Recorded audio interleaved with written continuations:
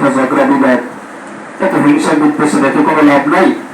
তো আমরা মনে মনে একটা সিদ্ধান্ত নিয়েছি, তুমিও কুরাইশ বংশের লোক, আমরাও কুরাইশ বংশের লোক, তো বংশ বংশে মারামারি করার দরকার নেই, আসো আমরা একটা সমঝোতা করি। তাহলে সমঝোতা কি? সমঝোতা হলো কিছুদিন তুমি করবা, মাসের প্রথম সপ্তাহ করবা তুমি আমাদের মূর্তির পূজা আমাদের সাথে, দ্বিতীয় সপ্তাহে আবার আমরা করবো তোমার সাথে তোমাদের রবের ইবাদত। এই যে একটা সমঝোতা, ইবাদতটা ভাগাভাগি করে নেওয়া। আমার মনে হয়, আবু জাহেল বলতেছে, আমার মনে হয় আমরা যদি এত করি, ইবাদত যেটা নিয়ে এত সমস্যা তো এটাই, মূর্তি আর রবের ইবাদত, এটাকে আমরা একটু সমঝোতা করে নিই, ভাগাভাগি করে নিই। কিছুদিন তুমি আমাদের মূর্তির পূজা করবা, আবার কিছুদিন আমরা তোমাদের আল্লাহর ইবাদত করবো। এটা বিষয়টা ভালো হয় না?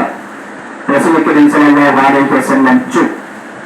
জিবরাইল আমিনকে আল্লাহ পাঠালেন কমপ্লিট একটা সূরা দিয়া। সেই সূরার নাম হলো সূরা কাফিরুন।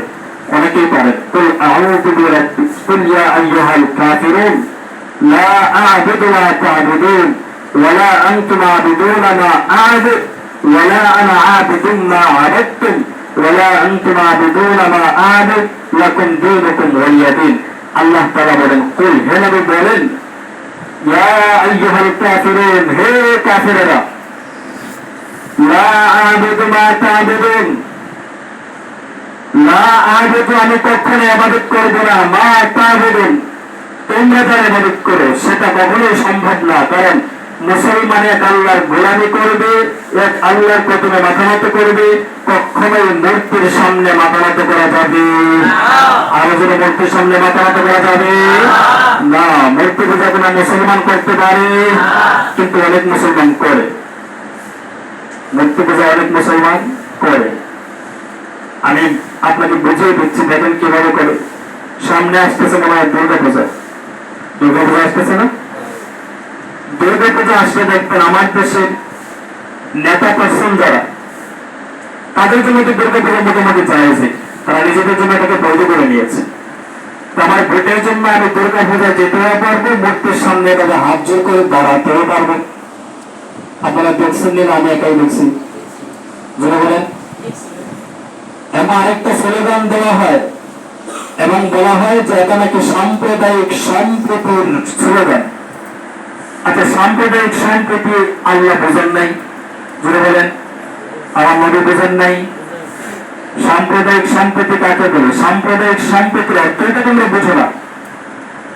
দেখবেন মূর্তি পূজার সময় রাস্তার মোড়ে মোড়ে, পত্রিকার কাগজে, ফেসবুকের নিউজ ফিডে লেখা আসবে ধর্ম যাত্রার উৎসব, আরো জোরে ধর্ম যাত্রার উৎসব।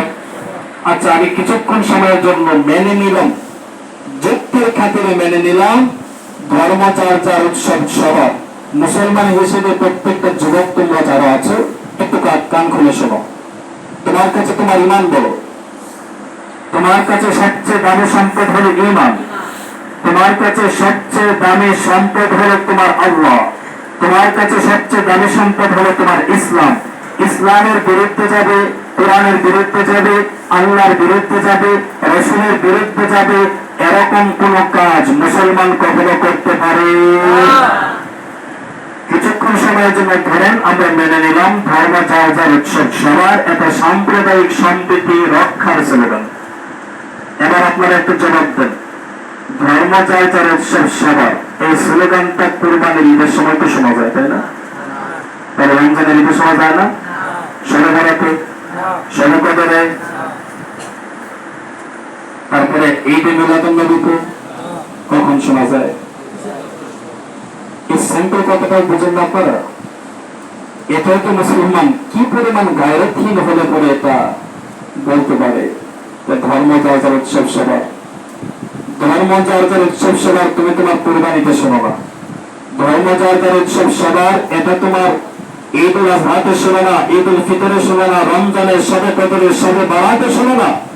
ধর্ম যার উৎসব সবার এই স্লোগানটা আমরা তখনই শুনি যখন মূর্তি পূজা এবং দুর্গা পূজা, কালী পূজা, সরস্বতী আসে, ঠিক কিনা বলেন?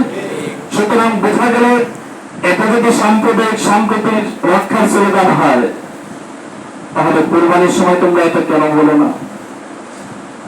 বোঝা যায় ধর্ম যার যার উৎসব সবার। একটা সাম্প্রদায়িক সম্প্রীতি রক্ষার স্লোগান হতে পারে ধর্ম যার যার উৎসব তার তার। বলুন ধর্ম যার যার, একসাথে বলতে হবে ধর্ম যার যার উৎসব।